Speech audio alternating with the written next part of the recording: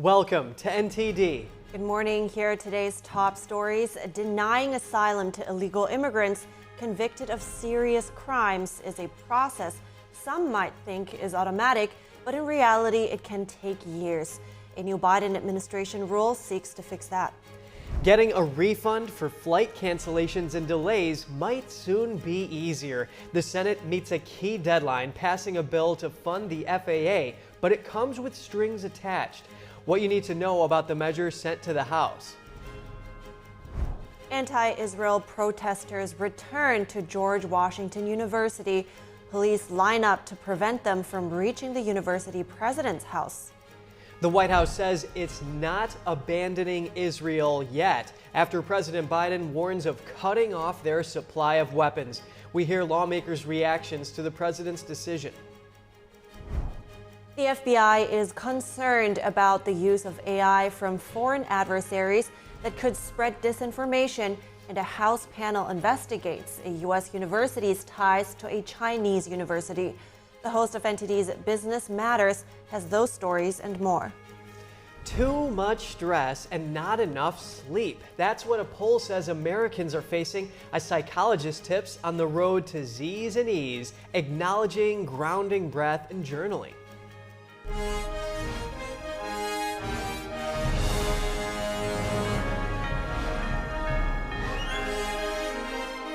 This is NTD Good Morning.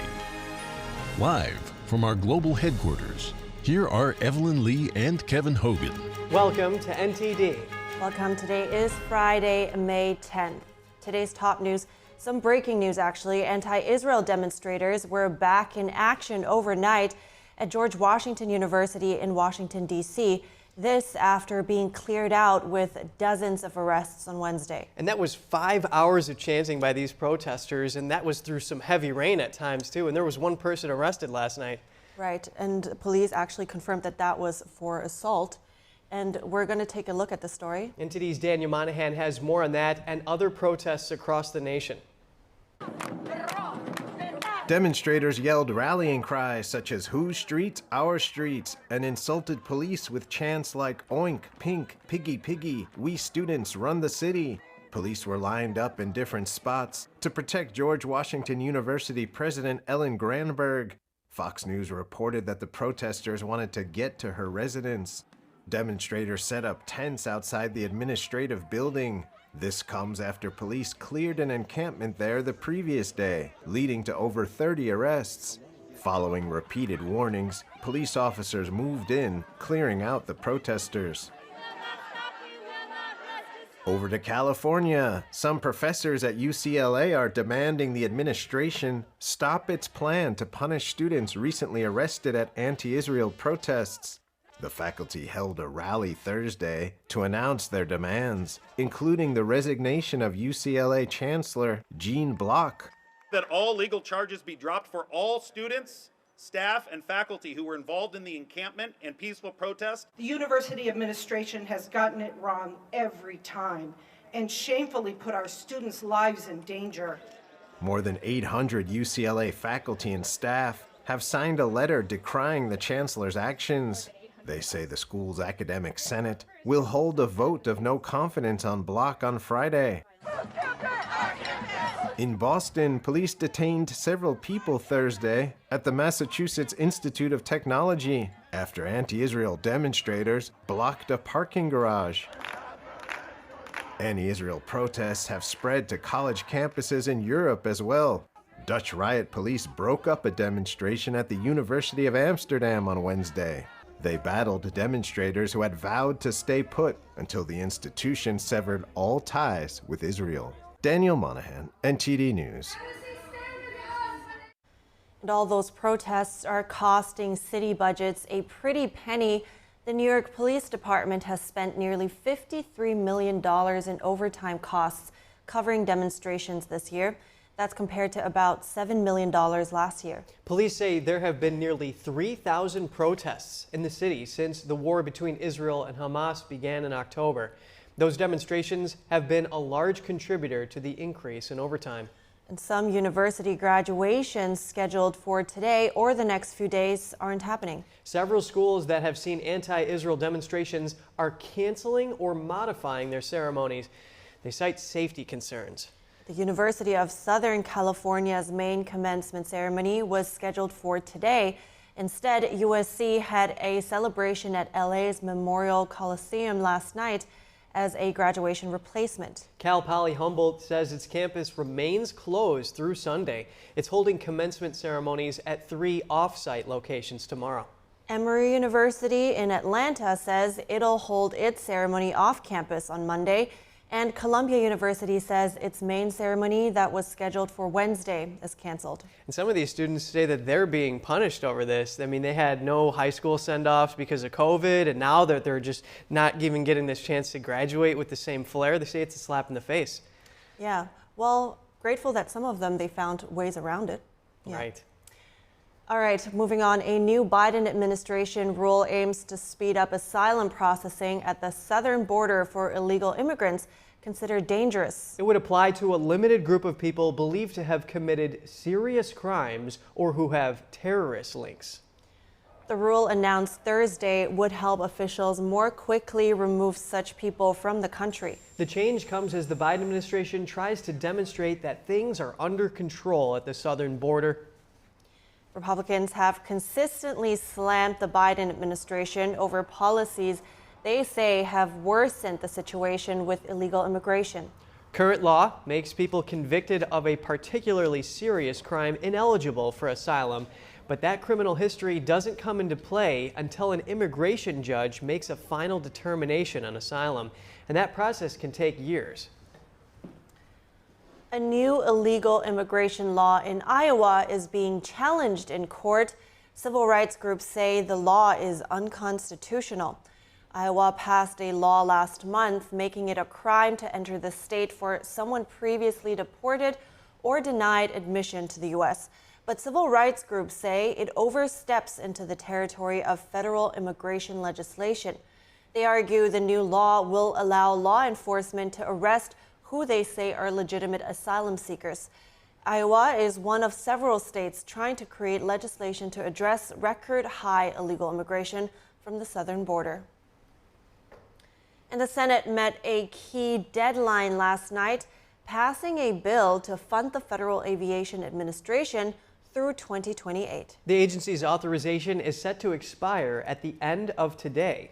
The bill comes with a series of mandates for the FAA to address.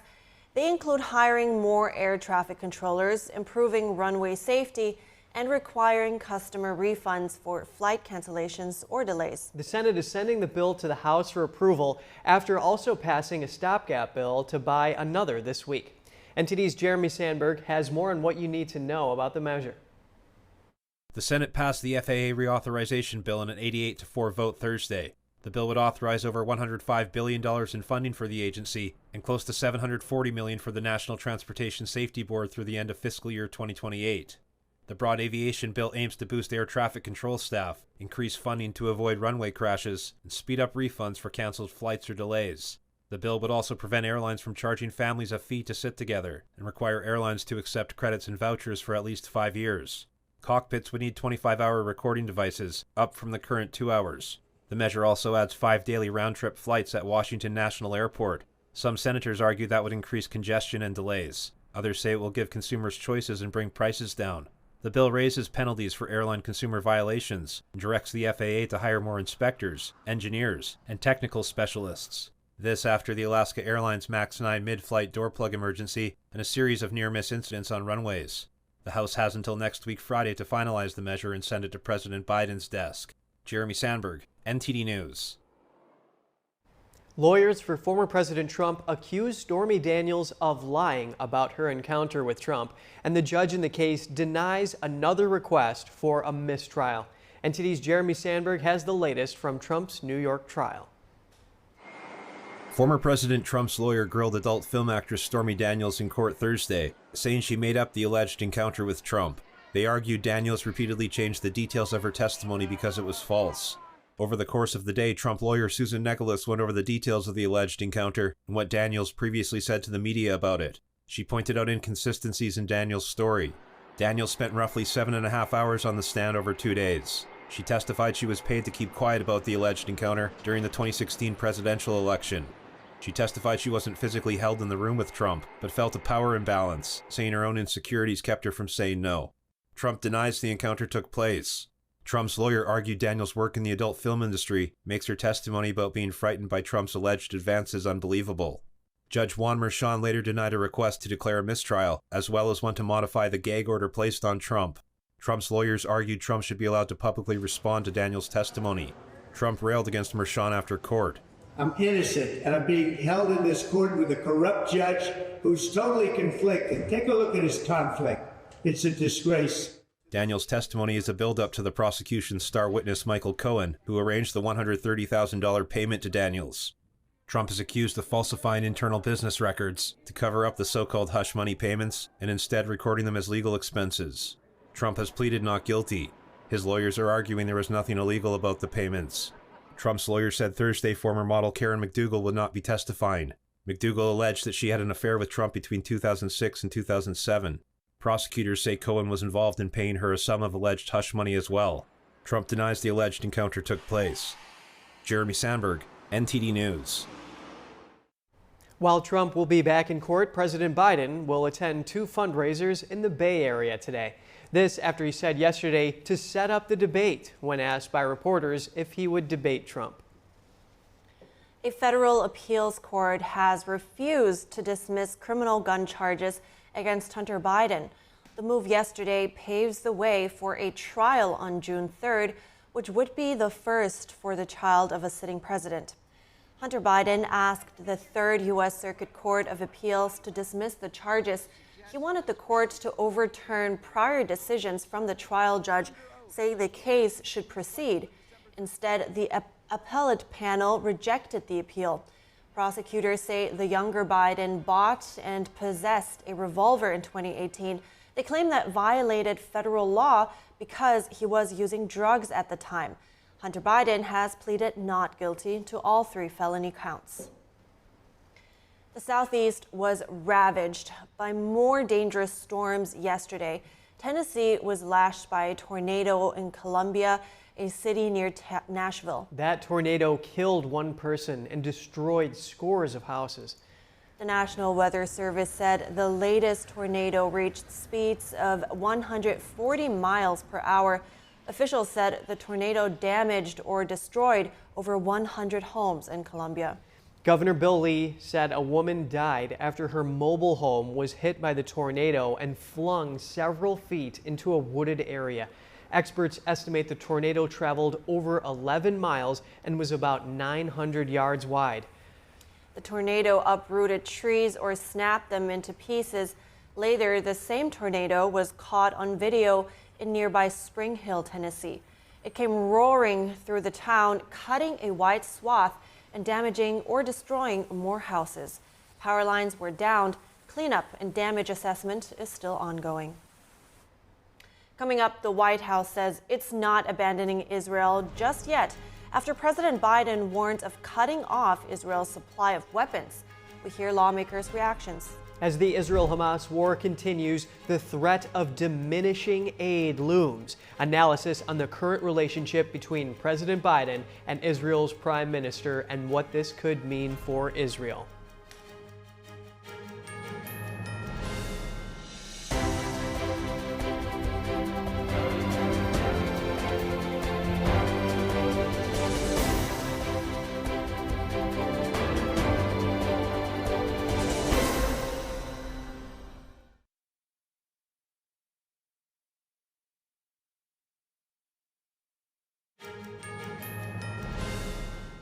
Thanks for staying with us. The White House says now Israel will get everything it needs to defend itself against Hamas.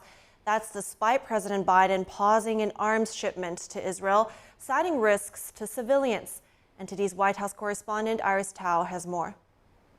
The White House is insisting that the U.S. is not walking away from Israel, even though President Biden told CNN that he would stop sending Israel offensive weapons if it proceeds with a ground offensive in Rafah. Here's National Security spokesperson John Kirby briefing us on Thursday morning.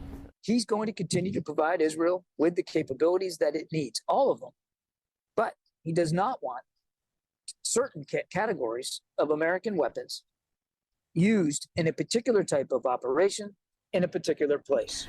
What Biden wants instead, the White House says, is alternatives that will still achieve Israel's goals but avoid further civilian casualties. Kirby adds that a ground operation in Rafah, where 1 million Palestinians are sheltering, could benefit Hamas in negotiations. Rafah ground operation would actually strengthen Hamas's hands at the negotiating table, not Israel's. It just gives him more ammunition for his twisted narrative here. Despite Biden's warning, Israeli Prime Minister Benjamin Netanyahu on Thursday sounding defiant, saying Israel won the war of independence even without armed support. And now, if we have to stand alone, we will stand alone. I have already said that if we have to, we will fight with our nails. And earlier, Israel's national security minister tweeted, Hamas loves Biden. That says former President Trump is also accusing Biden of, quote, taking the side of these terrorists. He's totally abandoned Israel. But the White House says these arguments are just not true, citing Biden's actions in sending U.S. pilots to defend Israel from drone attacks and also ordering our own military to help Israel through its war planning. Reporting from the White House, Iris Tao, NTD News.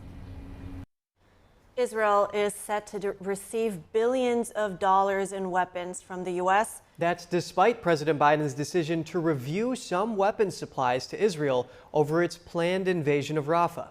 The Senate Foreign Relations Committee says this includes joint direct attack munitions, tank rounds, mortars, and armored tactical vehicles. A shipment of bombs worth tens of millions of dollars, according to congressional aides, was delayed earlier.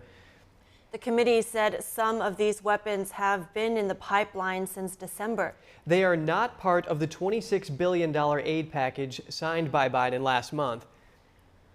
Senate and House Republicans showed a united front in denouncing President Biden's warning that the U.S. will withhold weapons to Israel if it invades Rafah. The Senate unveiled a resolution to condemn the move, while in the House, Congressman Corey Mills says he's preparing articles of impeachment against the president.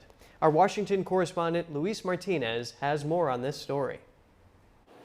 On Thursday, Senate Republicans unveiled a resolution condemning President Biden's decision to withhold foreign military aid to Israel. Senator Lindsey Graham urged the president to reconsider his policies. Withholding weapons makes it very difficult, if not impossible, to get American hostages back and Israeli hostages back because you're incentivizing bad behavior. House Republicans have also been critical of the president's decision. Congressman Mike Lawler, the Republican from New York, accused the president of playing electoral politics with U.S. foreign policy. So what the president is doing here is capitulating because of electoral politics, because he's concerned about the vote in Michigan and Minnesota. And that is taking precedent over eliminating a terroristic threat. And to me, that's unconscionable. Congress passed aid to Israel just a few weeks ago. The president has a responsibility to move that aid expeditiously. Senate Majority Leader Chuck Schumer, who had previously called for new elections in Israel, maintained his support for the president and his policies. I believe that Israel and America have an ironclad relationship, and I have faith in what the Biden administration is doing. While other Democrats, like Senator John Fetterman from Pennsylvania, who believe that the president is mistaken in his foreign policy towards Israel. But I don't agree with that. I don't believe there should be any conditions with Israel.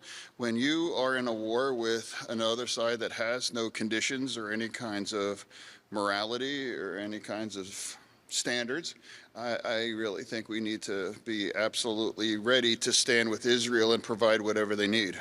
According to Senator Ted Cruz, Republicans are considering their options in curtailing the prerogative of the president of withholding foreign aid without consulting Congress.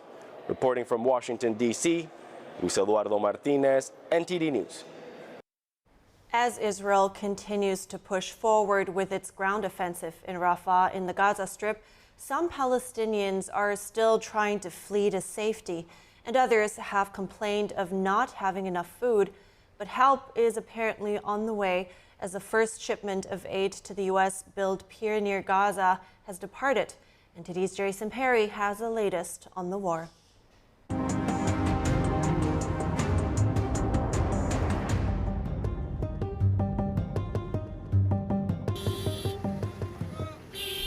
Families in the Gaza Strip are once again on the move as Israel Defense Forces appear determined to push forward with ground operations in Rafah in the southern Gaza Strip.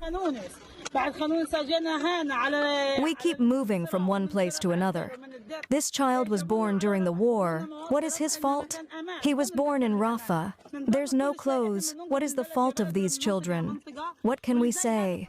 And many residents are also concerned about not having enough food to eat, as Israel Defense Forces have shut down the Rafah border crossing with Egypt, through which humanitarian aid is normally delivered. But now that the U.S. built floating pier off the Gaza coast is complete, Cyprus's foreign minister said the first shipment of aid to the pier has departed. Meanwhile, in Israel, protesters tried to block aid from getting into the Gaza Strip. These trucks are taking food to Hamas. Hamas are murderers, rapists, terrible, terrible people. We think that our government has been forced by the Americans to give them this food. We don't like it. We're doing our best to stop them. And family members of hostages continue to bear the pain of having their loved ones held captive by Hamas. For us, every minute there's a little bit hope. Sometimes it makes it even harder because you allow yourself to hope, and then you fall again because again it fails. So it's like a roller coaster. It's really, really emotional and ups and downs. There are over 130 hostages still being held in the Gaza Strip. A Hamas official said that if Israel continues with ground operations in Rafah, then there will be no ceasefire deal, while Israel says they are committed to achieving their war objectives, including bringing all of the hostages home. And on the ground in eastern Rafah, the IDF reported that 3 Israeli troops were injured near a booby-trapped tunnel entrance that exploded. Jason Perry, NTD News. Up next, a Chinese billionaire agrees to leave the U.S. in a plea deal, forfeiting his green card over a straw donor scheme. Prosecutors say straw donors contributed over $11,000 to political campaigns on his behalf. We have more on his sentencing. Innocent Falun Gong practitioners, including elderly women, arrested in Serbia ahead of a visit by Chinese Communist Party leader Xi Jinping. NTD's Daniel Monahan spoke with one of those detained.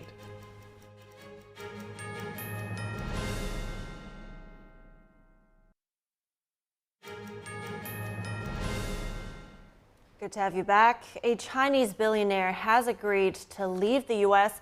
after pleading guilty to illegal campaign donations. A federal court sentenced 55-year-old Hui Qin to 7 months in prison yesterday, matching his time served in pretrial detention.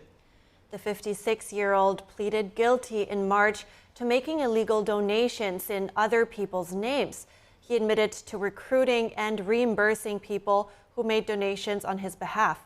Prosecutors said the straw donors contributed about $11,000 to campaigns on Qin's behalf without the campaign's knowledge. That started with a New York City race in 2021 when Mayor Eric Adams was elected. A lawyer for Adams says the mayor had no knowledge of the scheme. The Chinese tycoon has homes in Manhattan and Long Island. Authorities took him to an airport after sentencing. Qin's lawyer said Qin got on a plane but declined to say where he was going. The Chinese film magnate filed for bankruptcy on Wednesday. He asked not to be sent to China, where he's almost $500 million in debt.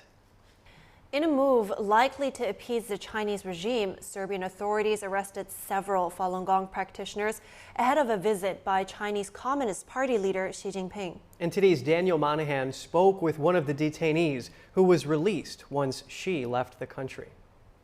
The move by Serbian authorities occurred just days after Russian authorities raided 5 homes and arrested 4 Falun Gong practitioners, also ahead of a planned meeting between Russian President Vladimir Putin and Xi. The regime has sought to export its persecution of Falun Gong beyond its borders since 1999. Falun Gong is a spiritual discipline that consists of meditative exercises and moral principles. Business owner Dejan Markovic was one of those detained. There were 6 practitioners and 2 family members who don't practice. including my own brother. And at some point, plainclothes police just came to our doors and asked us to go with them. You don't even get a pillow there. And of course, you don't get a toothbrush. And you get very little food, and you don't have a lavatory in the rooms. Markovich says those arrested included an elderly woman nearing 80 years old, another woman almost 70 who had previously battled cancer, and a third woman around 60 years old. So I wonder, are we that dangerous to Xi Jinping? He came here with 400 policemen on his side, and I'm sure that at least 3,000 policemen were engaged here to protect him, and still they're afraid of 8 people, among them one lady close to 80. An arrest warrant issued for Markovich stated that he was suspected of posing a serious threat to persons under international protection.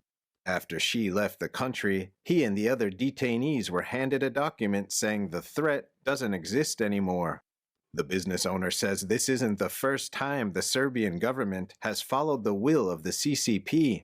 In 2019, he says they tried to hold a premiere of a documentary called Blacklisted about the illegal arrest of Falun Gong practitioners. The film was banned from the first 3 venues they found, but the authorities couldn't ban it from the 4th as it was owned by an Austrian company. And during that event, I know that one of the venue directors said that she was contacted by a secretary from Ministry of External Affairs, and this secretary said that Chinese ambassador told him that she will leave the country if the film is premiered. Serbia, a member of China's Belt and Road Initiative, relies heavily on billions of dollars in investment from China. Markovich says this cooperation comes with a heavy price. It's not that they only want to build bridges and roads, they also introduce their totalitarian regime and control over people and things like that. Markovich says practicing Falun Gong has dramatically improved his life. I was not ill for one day for 19 years. I have a lot of energy. I do my job much better than before. I have family relationships much better than before. NTD reached out to the Serbian authorities. We are still waiting to hear back from them. Those detained haven't been charged with any crimes. Markovich says that the practitioners plan to sue the government over the detention. Falun Gong practitioners in Serbia have previously brought forth 2 suits against the government, one over arrests in 2014, which they won in the country's highest court. Daniel Monahan, NTD News. Yeah, we see that influence, like, for example, like he mentioned back in 2014, when they were just trying to bring awareness, these Falun Gong practitioners, to the state-sanctioned forced organ harvesting that's going on in China. There's no question now about the CCP influence there, at least. And like I mentioned before, a German member of the European Parliament had already voiced concern when it was announced that she was going to visit Serbia and Hungary, what his goal was about his influence building. And he was calling it an axis, that he's afraid that he's creating an axis against the EU and the US. And if you're looking at, the efforts that are ongoing right now, China is also very active in building relationships with Russia, with Iran. And then we look at BRICS, which is also the BRICS group, which is also pushing for new members, which is mostly a Russian and Chinese push for expansion. So a lot going on there. Yes, and we have more on this similar related topic. Absolutely. So Falun Gong practitioners in New York are holding a parade today to celebrate the upcoming World Falun Dafa Day. Here's a preview. A faith rich in beauty and tradition, uplifting the mind and body, persevering through decades of persecution. Watch our special coverage of the 2024 World Falun Dafa Day Parade live from New York City, starting 11 a.m. Eastern Time, here on NTD. The Philippines National Security Council called for Chinese diplomats to be expelled today. The country's national security advisor says the Chinese embassy's malign influence operations must be stopped. He called for the diplomats to be removed from the country immediately. This after a transcript of an alleged phone call of a Filipino admiral making a deal with the Chinese regime made headlines this week. The Philippines defense minister says the embassy officials would have broken an anti-wiretapping act. He also says transcripts can easily be fabricated and audio recordings can be manufactured by using deepfakes. The Chinese regime revealed an agreement from 2016 with the Philippines that allegedly involves the access of some islands in the South China Sea. What's in this deal? Is it substantial? And why are they doing this now? Here's my talk with retired Marine Colonel Grant Newsham, a senior fellow at the Center for Security Policy and the author of When China Attacks. Well, the Chinese say that the agreement was reached between them and the former Philippine administration of President Duterte. And basically, it seems that the details aren't entirely clear, that the Chinese say the Philippines promised not to send any construction materials, even to send military or government ships to an island, an atoll that the Philippines owns, but the Chinese are threatening. The Philippines occupy it. The Philippines say, no, we made no agreement about this. The Chinese say, yes, you did. The idea was to preserve the so-called status quo. And as I said, it's a vague agreement. It's a gentleman's agreement. There's nothing written. China's saying it exists. The Philippines are saying, well, no, it doesn't. And if there was anything, it was just some vague language between the former administration and you. So it really is a sort of an effort to distract on the part of the Chinese and to create some political difficulties for the current president of the Philippines, who has actually sided with the Americans against the Philippines, unlike his predecessor. Right, that this was barring military access. However, it was allowing some of these small-scale fishing vessels in the region. But why would China unveil this so-called agreement now? Well, they hate the current president of the Philippines because he has gotten closer to the United States. The U.S. military is now operating more in the Philippines, as are the Australians, the Japanese, and others. And they don't like this. And this is an effort to hurt the current president politically with midterm elections coming up next year. It's trying to split the support that President Marcos has. And it's a pretty transparent ploy. And even the Duterte camp, the ones who supposedly made the agreement, are saying, oh, well, maybe we had some discussions, but we didn't agree to anything that would give up Philippine sovereignty. And now it's a question of the Chinese saying, well, yes, you did. And the Philippines are saying, well, no, we didn't. And it's almost like talking to the mafia in a way about some imaginary agreement. So I feel sorry for the Philippines. And we see here that China is saying that the Philippines was honoring this agreement for 7 years, and then all of a sudden it stopped. Why would they say that? Oh, it's what they do. You think about it, when they make a statement like this, that's backed up by no evidence, and then it puts the other side in the position of having to prove something that isn't true.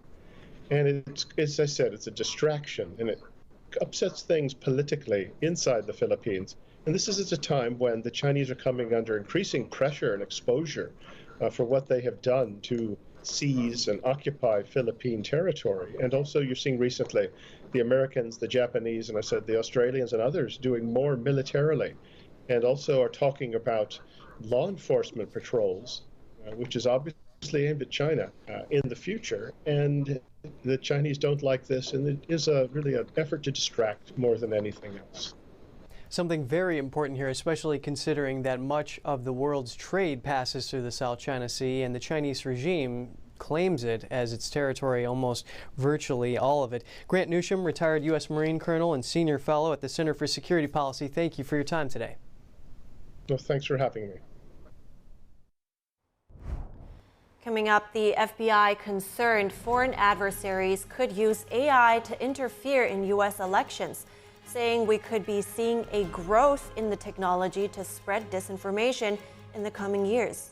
And a U.S. Congressional Committee on China is investigating details into one university's ties to a Chinese university that also has ties to the Chinese military. That's coming up.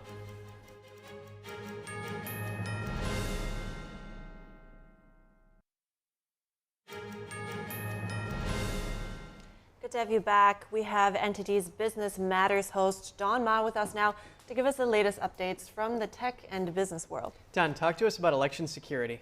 Yes, so the FBI has raised concerns in this aspect, and what they're saying is reportedly they're concerned about foreign adversaries here could deploy artificial intelligence as a means to interfere in American elections and potentially spread disinformation here. And this is according to the Associated Press, which cited an unnamed senior official yesterday. Now, the threat is more than simply theoretical here because we've seen, given the prevalence of AI and deepfakes and robocalls, such as the way that the technology has already been used during this election cycle.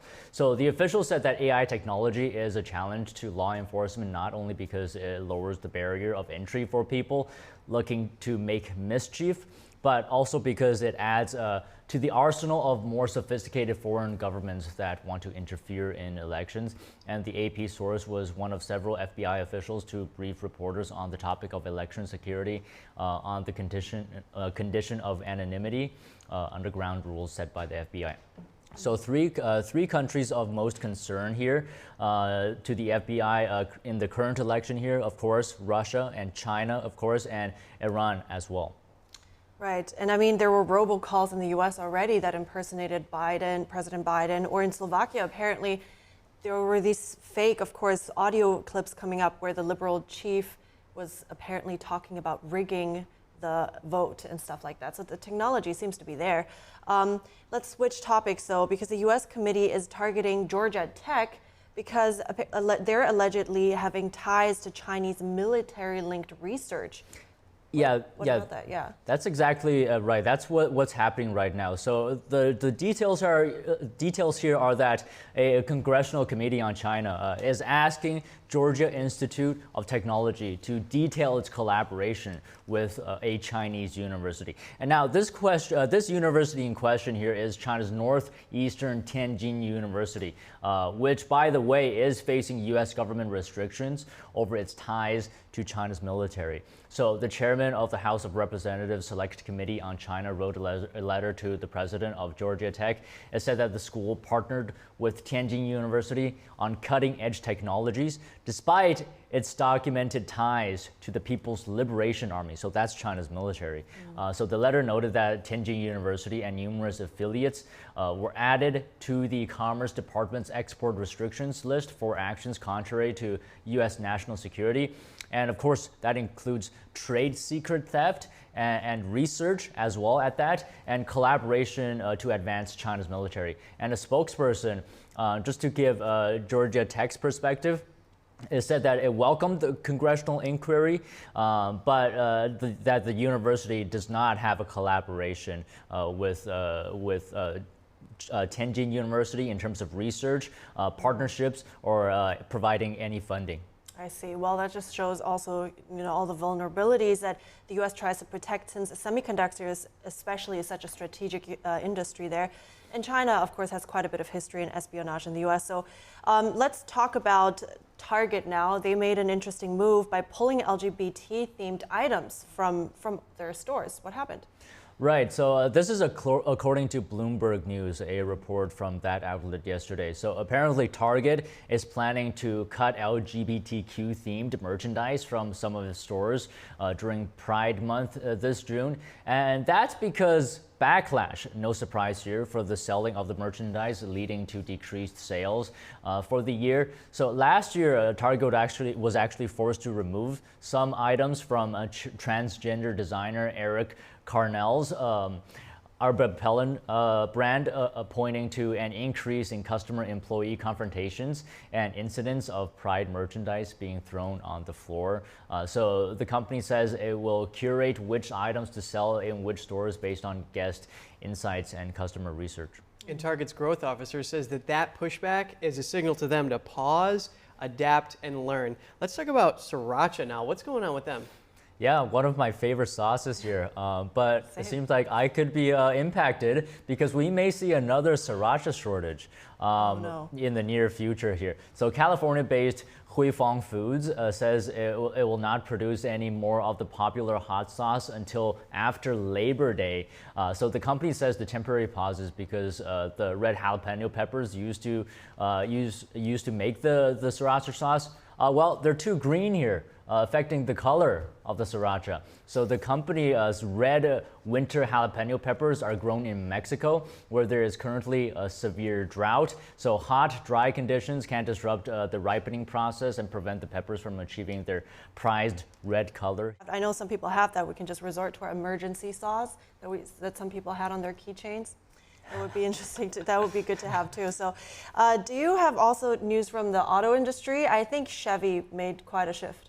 Yeah, so GM is going to end production of the Chevy Malibu this fall, as it plans to revamp the Fairfax assembly plant near Kansas City.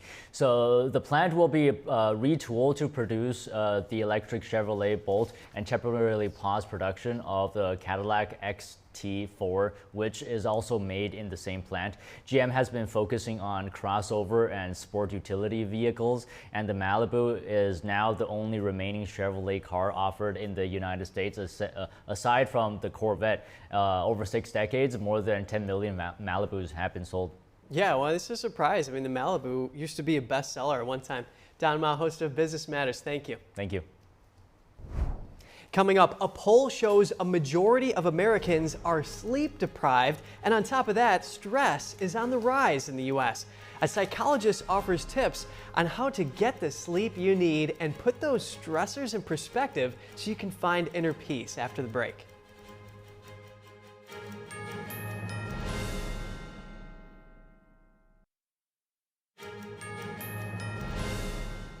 Good to have you back. Do you get enough sleep? And make sure to de-stress if things are getting hectic? That's so important to do. And a newly released Gallup poll conducted in 2023 found a couple troubling statistics. More Americans are stressed out now than 30 years ago. Yeah, and 57% of Americans say they would feel better if they got more sleep, with only 42% saying they get enough sleep. Those numbers are just about the exact opposite from 2013. Let's find out the causes and solutions with Shannon Crawford, a psychologist and the CEO of Crawford Clinics. Well, it's chicken or the egg. I think the lack of stress or the lack of sleep producing stress, and then the stress causing us to not go to bed and get good quality sleep. A lot of people are reporting they're staying in bed and they're trying to sleep, but the thoughts keep coming. Yeah, and it's just so hard to sleep nowadays with you have all the screens keeping you up and all these distractions. Is there any way to tune out the noise and just set the stage for a good night's sleep? Absolutely. So it's called sleep hygiene, just setting your environment to actually enter into rest. So a key is don't do work in bed. So a practical thing like having screens in bed is just not a good idea because your brain is set to work and think about problems instead of setting that time to say, okay, this is the rest. And I would say make sure you're journaling and processing. It just takes like 5 minutes at the end of the day. People are like, I don't have time for that. But in reality, if you journal, you process, you clean all that out, your brain doesn't now linger about thinking on that, and which is waking you up in the middle of the night. So that is just such a good strategy. Now, we look at the numbers. 57% of American adults say they would feel better if they got more sleep. That's a complete reversal from 2013, where it was just the other way around. So what caused this over the last decade? Yeah, I think we have more psychological stress than we realize. So there's finances, we're in an election year, there's what's going to happen to our country. There's lots of things going on that during times of transition and adjustment, just a good clue in life in general, we're more likely to have our automaticity, which is your brain going on autopilot, which helps you reduce stress. The automaticity reduces, and now your brain is having to go like, how are we going to pay for college? What are we going to do? What if this changes? And so all of those are stressors at an unconscious level, and then that's keeping your body from being able to enter into rest. Yeah, and a report by the American Psychological Association found that 65% of adults were stressed out about health problems, and 63% polled reported that they were stressed out about money here. In your clinical experience, are there ways to condition ourselves to manage stress from sources we have no control over, and then take the initiative to resolve issues causing stress that we can change? Absolutely. So when you take time to acknowledge, it just helps, almost like a minimized browser window on your computer. When you acknowledge, I'm stressed about finances, I'm stressed about my relationship, or about the future and the unknown. When you give your body the opportunity to acknowledge and release, and then you can do grounding breath. So when you do your breath work, you're visualizing that stress, that emotion being released out of your body. When you're doing that, you're helping recenter your central nervous system. Then you think about the problem again, but you've conditioned your body to stay at peace rather than continuing to have fight or flight response and then trying to ignore it or ruminate on it, both of which keep your body in a stress response. Thank you so much, Shannon Crawford, psychologist and CEO of Crawford Clinics. Thanks, bye. I think that's some really great tips, because I think many people will relate to that to try and quiet your brain down at night. Yeah, meditation can help with that. And according to WebMD, one of the first steps to reducing the stress is assessment. Ask yourself things like, are you overloaded at work? And, you know, just try to find out if there's like some emotional support that you can get from your social group and things like that. Right. And one of the first things that I learned about, you know, because I had trouble sleeping when I was scrolling on my phone in bed, which is definitely, like we heard, a no-no, I get it. But also the blue light apparently tricks your brain into, you know, thinking it's still daylight. So that's also one more thing to take into consideration. There's a filter for that on the phone. Oh yeah, exactly. Yep. All right, we are heading to a quick break now, but we'll be right back, so stay with us.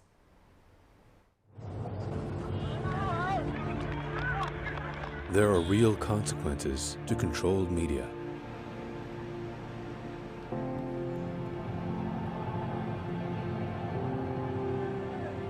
And NTD's founders know them firsthand. Our freedom of thought is the price.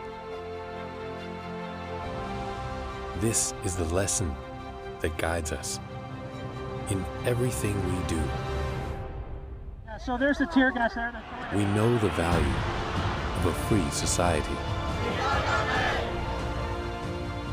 And we take seriously the responsibility to preserve it.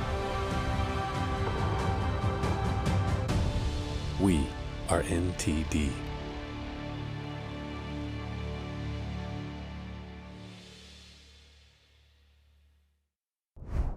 Welcome to NTD. Good morning. Here are today's top stories. Anti-Israel protesters return to George Washington University. Police line up to prevent them from reaching the university president's house. Israel set to receive billions of dollars in U.S. weapons despite President Biden's pause in aid. How this will play into the tension between the two allies as Israel prepares for an offensive in Rafah. Aggressive cross-examination of adult film actress Stormy Daniels in former President Trump's business records trial.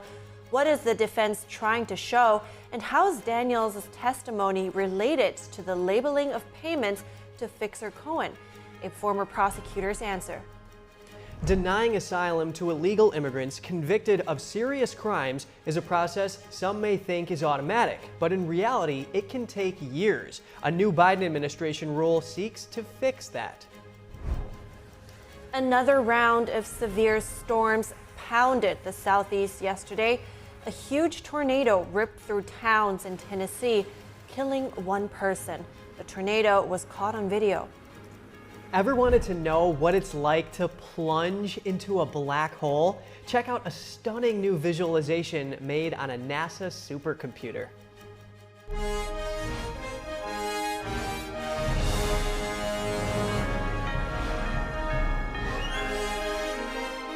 This is NTD Good Morning.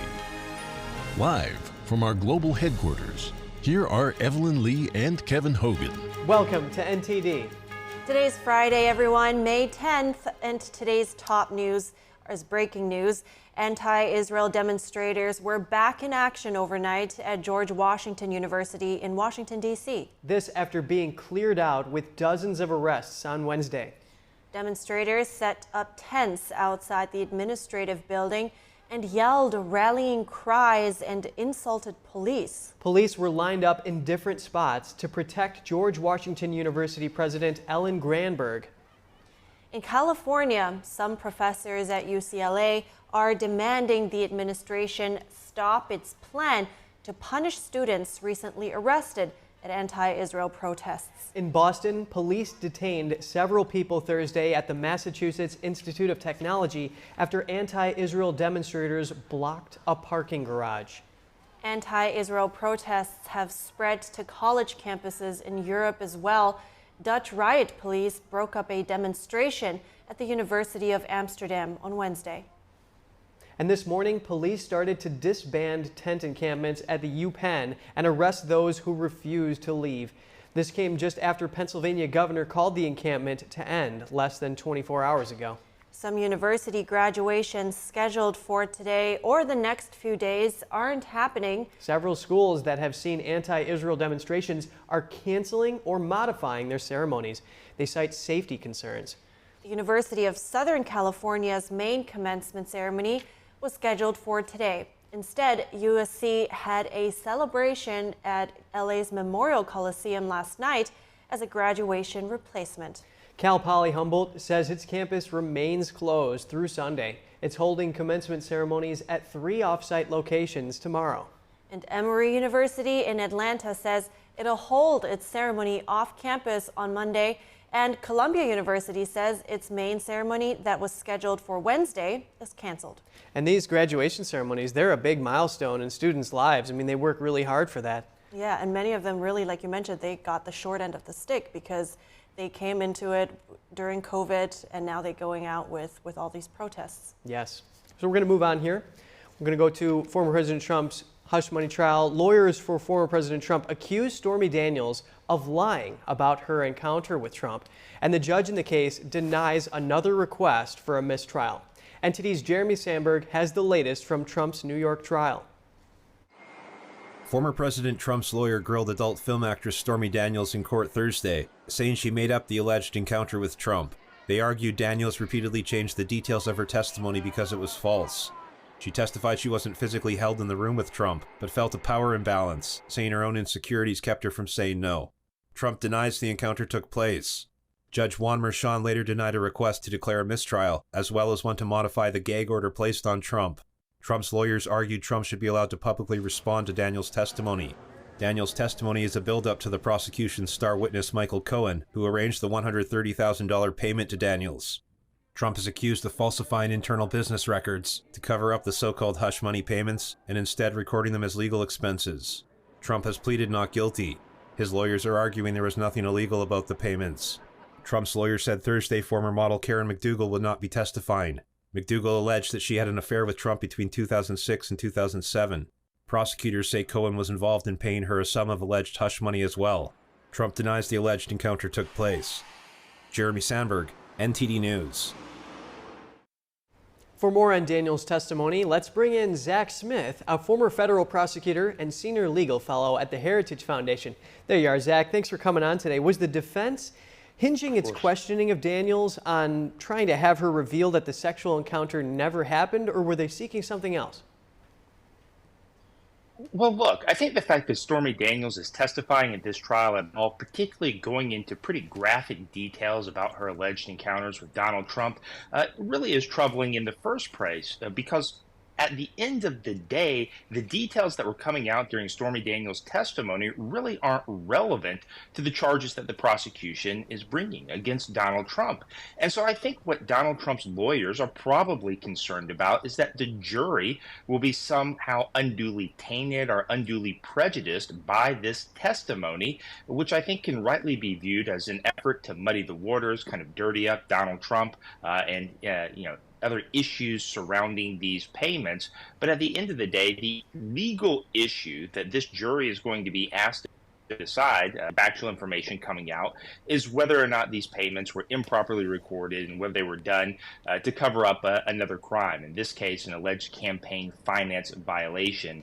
And so I think many commentators have asked, why are the prosecutors eliciting this type of testimony from Stormy Daniels? And I think it can only be seen as an effort to really try to muddy the waters and dirty up Donald Trump. And Zach, that was some tense exchange between defense attorneys and Daniels when she was on the stand, with one of the defense attorneys saying you made all this up, right? And then Daniels responded with a definitive no. So this just goes back to the central point of this case, whether or not those legal expenses were actually legal expenses or not. So why are they bringing up all this testimony from Daniels in the first place? Expand a little further on what you're saying. Yeah, look, I think it's an effort to kind of cast aspersions on Donald Trump, paint him in an unfavorable light to the jury. And I think the other issue, kind of in the background involving Stormy Daniels in this testimony, is that the media is breathlessly reporting on all of these salacious details that are coming out during this testimony. And what Donald Trump and his lawyers are telling the judge is that this information is being reported and repeated in the media, and because of your gag order, Donald Trump cannot respond, which is having an impact on his ability to campaign for the presidency of the United States. And it goes back to what we've talked about before with the issues with this gag order, the First Amendment concerns, and the unique position that Donald Trump finds himself in, that he's running for office, that these details are being leaked to the press by Stormy Daniels, by Michael Cohen, and yet Donald Trump is not able to respond because of this judge's gag order. Daniels was striking a defiant tone there when the defense was trying to allege that she was just trying to hawk her merchandise. Zach, where is this trial heading here? I mean, what more needs to be established? Yeah, I suspect we still have several more weeks of testimony. Again, the Alvin Bragg, the prosecutors in this case, they have to link these payments were somehow used to cover up another crime. That's where Michael Cohen's testimony is going to prove pivotal. Michael Cohen, don't forget, is a serial perjurer, has been found to be untruthful in other contexts. So I suspect Donald Trump's attorneys will have some pretty harsh cross-examination for him. But don't forget, along with this trial in New York City, there is actions taking place in the other trials that Donald Trump is facing as well. The Supreme Court will likely hand down its ruling in Donald Trump's immunity case in the next several weeks. We just heard that a Georgia appeals court is going to review the disqualification of Fani Willis, or the lack of disqualification of Fani Willis's office. And so I suspect the next several weeks are going to be very, very busy in terms of the legal news concerning Donald Trump and these many cases. Thank you for your input this morning. Zach Smith, former federal prosecutor and senior legal fellow at the Heritage Foundation. Thank you. The White House says Israel will get everything it needs to defend itself against Hamas. That's despite President Biden pausing an arms shipment to Israel, citing risks to civilians. And today's White House correspondent Iris Tao has more. The White House is insisting that the U.S. is not walking away from Israel, even though President Biden told CNN that he would stop sending Israel offensive weapons if it proceeds with a ground offensive in Rafah. Here's National Security spokesperson John Kirby briefing us on Thursday morning. He's going to continue to provide Israel with the capabilities that it needs, all of them. But he does not want certain categories of American weapons used in a particular type of operation in a particular place. What Biden wants instead, the White House says, is alternatives that will still achieve Israel's goals but avoid further civilian casualties. Kirby adds that a ground operation in Rafah, where 1 million Palestinians are sheltering, could benefit Hamas in negotiations. Rafah ground operation would actually strengthen Hamas's hands at the negotiating table, not Israel's. It just gives him more ammunition for his twisted narrative here. Despite Biden's warning, Israeli Prime Minister Benjamin Netanyahu on Thursday sounding defiant, saying Israel won the war of independence even without armed support. And now, if we have to stand alone, we will stand alone. I have already said that if we have to, we will fight with our nails. And earlier, Israel's national security minister tweeted, Hamas loves Biden. That's as former President Trump is also accusing Biden of, quote, taking the side of these terrorists. He's totally abandoned Israel. But the White House says these arguments are just not true, citing Biden's actions in sending U.S. pilots to defend Israel from drone attacks and also ordering our own military to help Israel through its war planning. Reporting from the White House, Iris Tao, NTD News. Israel is set to receive billions of dollars in weapons from the U.S. That's despite President Biden's decision to review some weapons supplies to Israel over its planned invasion of Rafah. The Senate Foreign Relations Committee says This includes joint direct attack munitions, tank rounds, mortars, and armored tactical vehicles. A shipment of bombs worth tens of millions of dollars, according to congressional aides, was delayed earlier. The committee said some of these weapons have been in the pipeline since December. They are not part of the $26 billion aid package signed by Biden last month. A new Biden administration rule aims to speed up asylum processing at the southern border for illegal immigrants considered dangerous. It would apply to a limited group of people believed to have committed serious crimes or who have terrorist links. The rule announced Thursday would help officials more quickly remove such people from the country. The change comes as President Biden tries to demonstrate that things are under control at the southern border. Republicans have consistently slammed the Biden administration over policies they say have worsened the situation with illegal immigration. Current law makes people convicted of a particularly serious crime ineligible for asylum, but that criminal history doesn't come into play until an immigration judge makes a final determination on asylum, and that process can take years. The Senate met a key deadline last night, passing a bill to fund the Federal Aviation Administration through 2028. The agency's authorization is set to expire at the end of today. The bill passed in an 88-4 vote on Thursday, authorizing over $105 billion in funding for the agency and close to $740 million for the National Transportation Safety Board through the end of fiscal year 2028. The bill would also prevent airlines from charging families a fee to sit together and require airlines to accept credits and vouchers for at least 5 years. Cockpits would need 25-hour recording devices, up from the current 2 hours. The bill raises penalties for airline consumer violations and directs the FAA to hire more inspectors, engineers, and technical specialists. The House has until next week Friday to finalize the measure and send it to President Biden's desk. Up next, ever wanted to know what it's like to plunge into a black hole?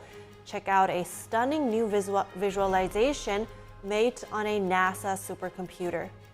Homeowners in California are hosting a pool party, but with some unusual guests. We hear their story and take a look at some of the bears captured on camera when we come back.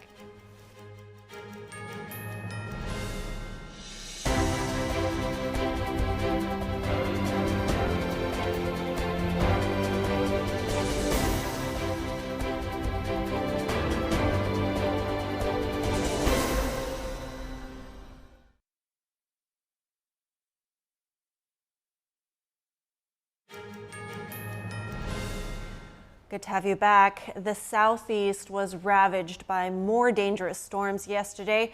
Tennessee was lashed by a tornado in Columbia, a city near Nashville. That tornado killed one person and destroyed scores of houses. The National Weather Service said the latest tornado reached speeds of 140 miles per hour. Officials said the tornado damaged or destroyed over 100 homes in Columbia. Governor Bill Lee said a woman died after her mobile home was hit by the tornado and flung several feet into a wooded area. Experts estimate the tornado traveled over 11 miles and was about 900 yards wide. The tornado uprooted trees or snapped them into pieces. Later, the same tornado was caught on video in nearby Spring Hill, Tennessee. It came roaring through the town, cutting a wide swath and damaging or destroying more houses. Power lines were downed, and cleanup and damage assessment is still ongoing. And with hurricane season almost here, a Florida power company is holding its annual mock hurricane drill to make sure they're ready. Florida Power and Lights drill simulates how the company would respond if a hurricane strikes and wrecks the power grid. The fake Hurricane Benito, with its imaginary 135-mile-per-hour winds, follows the real hurricanes Idalia and Ian, which seriously damaged portions of the state over the last 2 years. For us, it is very significant to make sure that our organization is ready to go during an emergency event like a hurricane. And so having the training and the processes checked and challenged through a drill like this one, like a hurricane dry run, allows us to then take any of those gaps that we may be able to identify and work them into our process prior to the actual peak of the hurricane season being upon us. The National Hurricane Center predicts the upcoming Atlantic and Gulf hurricane season will top the yearly average of 7 tropical storms and 7 hurricanes, with 3 of them major. Hurricane season is from June 1st to November 30th. Peak season happens around the beginning of September. Wow, yeah, I mean, as businesses, you have a lot at stake too, because other people are also depending on that income, for example. So you want to be able to absorb something like that. Yeah, and it's good that they have those mold remediation companies that can come in and help people get back on their feet after such a catastrophic event. Important, that's right. Now, let's change topics here and embark on a mind-bending journey with NASA into the heart of a black hole. But not really, hopefully. That's pretty dangerous. Using cutting-edge technology, NASA has crafted a mesmerizing simulation providing a glimpse into this cosmic enigma. This immersive visualization, created with a powerful supercomputer, offers a first-hand experience of a black hole 4.3 million times the mass of our sun. Witness the twisting event horizon, feel the gravitational pull, and plunge into the singularity past the point of no return. This groundbreaking simulation offers a glimpse into the mysteries of the universe. An image captured in 2019 is the closest we've come to viewing a real black hole. So for now, this high-def, high-flying simulation will serve as a safe alternative to an up-close look. Wow, that's incredible. Yeah, the black holes, they really are a big study in physics because, you know, you can learn a lot from those, like how they bend space-time and everything. Yeah, maybe some time travel. Who knows? We could be onto something here. Yeah. All right, and astronomers have also unveiled another cosmic marvel, a stunning look at a sprawling nebula dubbed God's Hand. This captivating image showcases an outstretched cometary globule named CG4, resembling a ghostly hand reaching for a spiral galaxy. And upon closer inspection, the hand reveals 2 young stellar objects, marking the birth of stars. This stunning snapshot was captured by the Dark Energy camera based in Chile. Wow. It's like, what is it trying to tell us? But it's so mind-boggling, you know, I think some scientists have said that it might be remains of a million-year-old supernova, and you know we just heard the sheer size of these things. It's absolutely mind-boggling, and always reminds me of how just inconceivable our universe is. Yeah, just think about how old the universe is. It's got to have a lot of wisdom. Yeah, should learn from it. All right, and now to a very light and fun topic. A bunch of bears have become regular guests at a California homeowner's pool. They have a particular fondness for destroying the owner's pool floats, all caught on camera. Take a look. I imagine this could become a little unbearable. It's a bear pool party in a people pool, but the owners don't bear a grudge. Definitely the bears swim in the pool 3 to 5 times a week. A mama bear they call Maddie and her 2 cubs are regular guests these days at the home of Ricky Martinez and Brian Gordon in the foothills of Los Angeles County. They've killed unicorns, dinosaurs. Like this inflatable unicorn, but after a young bear dragged it into the pool, well, this is how it ended. The bears have destroyed at least 5 or 6 floaties, not to mention the floating pool lights they've chewed up. They've lifted and licked the fryer, climbed the big tree. Maddie has used it as a back scratcher. When a delivery of patio furniture arrived, a bear tried to open it. When the guys first moved in a year and a half ago, they were a little nervous, but now We love living with them. the humans could feel like they're the ones being observed in a zoo, especially when the bears get right up against the glass. You can see how long their claws are. And then stand up like a person. The guests at this pool party have been known to not just play with the chlorinator, but to actually run away with it. To replace the slaughtered unicorns, the guys opted for a bear inflatable. And if the bears eat their own, well, the owners plan to just grin and bear it. Well, according to Colorado Parks and Wildlife, though, if a bear does come and it enters your home or gets in that area, don't approach it. Just call the authorities. They'll help. Yeah, even though they look very cute, we saw their claws. Do not even attempt that. They're wild animals. They're feral. Right. All right. On that note, we're wrapping up our show right here, but be sure to stay tuned for our live special coverage at 11 a.m. Eastern Time. That's coming up. And for round-the-clock original news coverage, visit us at ntd.com or download our NTD app. That's right. Thanks for watching. I'm Evelyn Lee. And I'm Kevin Hogan.